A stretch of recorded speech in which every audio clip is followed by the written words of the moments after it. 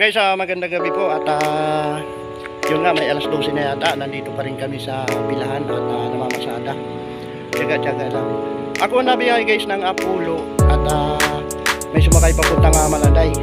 At nakita ko at nasaksihan ko yung sako-sakong bigas na inano talaga ng baha ng dulot ng bagyo.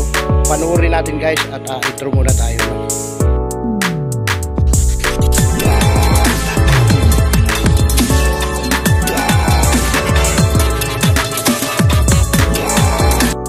Guys, magandang gabi po at ito nga po at tumambad ang napakaraming bigas na nabasa ng buhat ng bagyong Karina guys.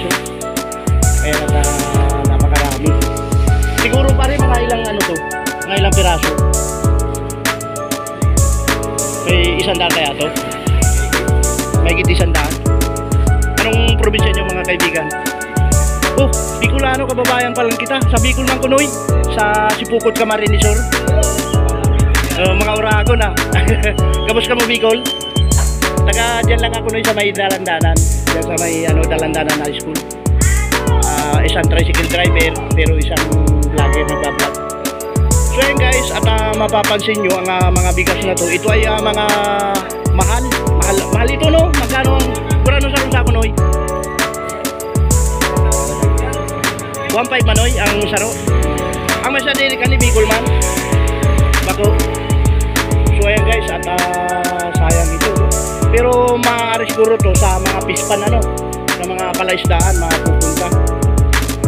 So ayan guys at napakarami at sayang na sayang talaga Malaki pong halaga ito.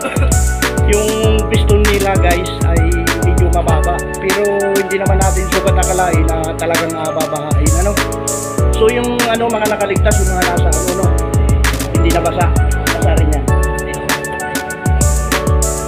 Ayan. Shout out kayo sa Bicol. Sa inyo mo sa Bicol? Sa Naga mismo. Mga anong apelyido nindo?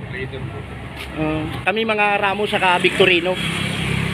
So ayan guys at mga kababayan ko pa pala itong dito yung mga nagbubuhat ng bigas na to, mga tindero. Ayan guys tingnan nyo Grabing ito. Grabe talagang sinalanta ng bagyo.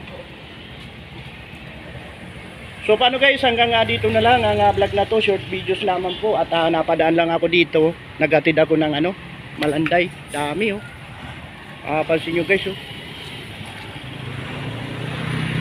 medyo malabo pa yung aking camera. Pasensya na kayo guys napakarami talaga. Napakarami guys